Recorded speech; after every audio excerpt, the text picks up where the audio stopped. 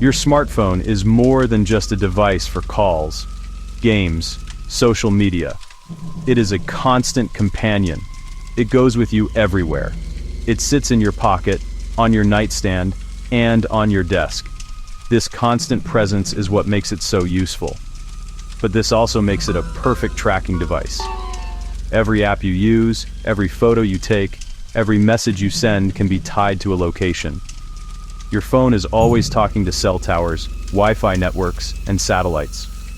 It needs to do this to work properly, to give you directions, or to show you weather updates. This constant communication creates a digital trail. It's a trail of breadcrumbs that reveals where you are and where you have been. This trail is not just a side effect, it is a fundamental part of how modern technology operates. Your phone's operating system is designed to collect and use location data to improve its services. iOS, Android. Think about Find My Phone features. They are incredibly helpful when you lose your device. But the same technology that helps you find your lost phone can be exploited by others to find you.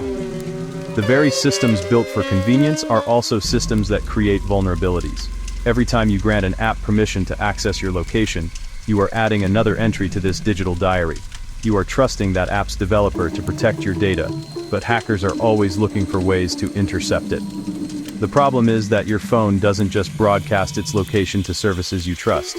It broadcasts signals to any network it can find. As you walk through a mall, your phone is constantly searching for Wi-Fi. It sends out little pings that say, "Here I am. Here is my unique address. Is there a network I can connect to?" These pings can be picked up by anyone with the right equipment. They don't even need to hack into your phone directly.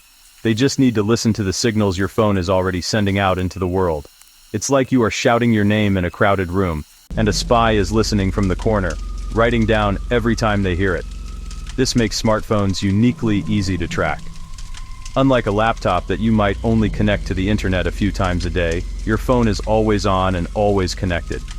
It has a built-in GPS receiver, a Wi-Fi antenna, a Bluetooth radio, and a cellular modem. Each of these components is a potential gateway for tracking. They are designed to share information to make your life easier. But in the world of cybersecurity, every feature is also a potential flaw. Every connection is a potential point of entry.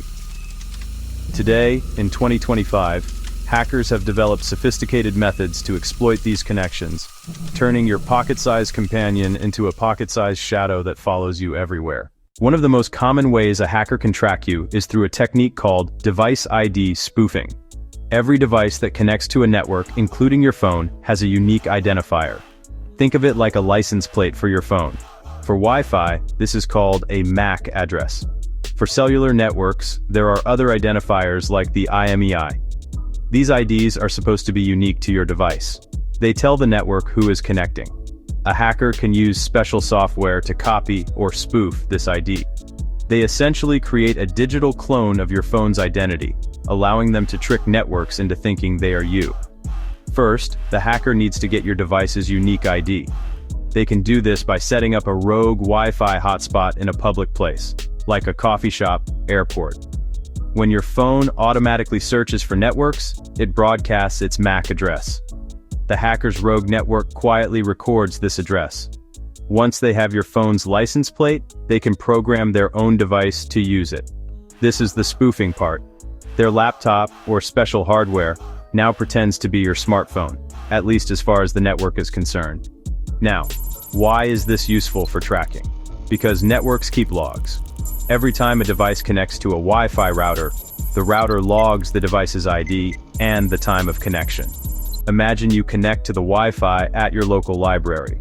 The library's network now has a record that your specific phone was there. Later, a hacker can use their spoofed device to query that same network. They might try to connect with your MAC address. The network might respond with information intended for you, or its logs could reveal the last time your legitimate device was seen, confirming your location at a specific time without ever touching your phone. This method doesn't give the hacker a live, moving dot on a map. Instead, it provides a series of snapshots of your location. By checking the logs of various public Wi-Fi networks, private Wi-Fi networks in a city, A hacker can piece together your movements. A coffee shop at 9 a.m., a bookstore at 11 a.m., a restaurant at 1 p.m. It's like a detective collecting receipts from your trash to figure out where you've been. The hacker isn't watching you in real time. They are reconstructing your past movements by following the digital fingerprints your phone's ID leaves on every network it touches. Another powerful and more alarming technique is GPS signal injection. Your phone's GPS doesn't just receive signals, it also relies on them to be accurate. The Global Positioning System is a network of satellites orbiting the Earth, each broadcasting a very precise time signal. Your phone listens to signals from multiple satellites, measures tiny differences in arrival times, and triangulates its exact position. This system is a marvel of modern engineering, but it is built on trust. Your phone trusts that the signals it receives from the sky are authentic. Hackers can break that trust. Beyond spoofing IDs or faking GPS, hackers can use a method called a network trace relay. This technique focuses on the very infrastructure of the internet and cellular networks. Every single time your phone connects to a service, loading a website, checking email, using an app, the data travels through a series of network nodes. Think of these nodes as post offices that forward your mail from one place to another. A network trace relay is a way for a hacker to secretly insert themselves into this chain to watch your data as it goes by. This gives them clues about your location. The process often starts with a common hacking technique like phishing.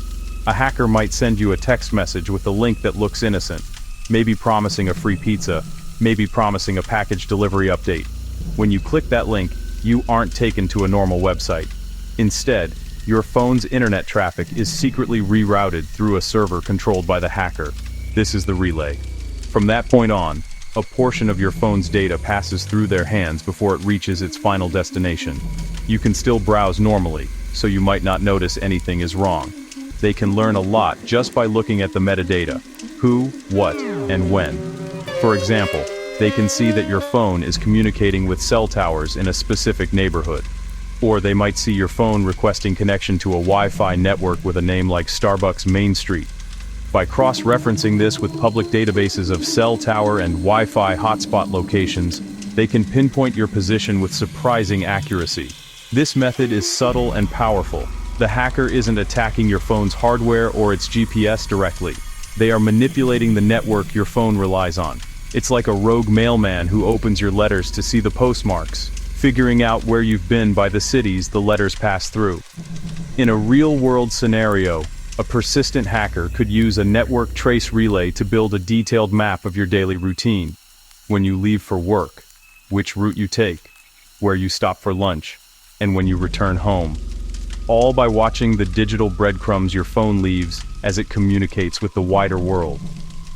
Consider Sarah, a high school student. A stalker wants to know her daily routine. The stalker sets up a fake public Wi-Fi network named Free School Wi-Fi near her school. Sarah's phone, seeing a strong, open network, connects automatically. The stalker's network instantly captures her phone's MAC address. For the next few weeks, the stalker drives around town, scanning for that specific MAC address near libraries, cafes, parks. They use device ID spoofing not to get live data, but to get confirmations. They check the public Wi-Fi logs at the local mall and see her MAC address was there on Saturday, confirming she went shopping. Now, think about Mark, a journalist working on a sensitive story about a corrupt corporation. The corporation hires a hacker to intimidate him.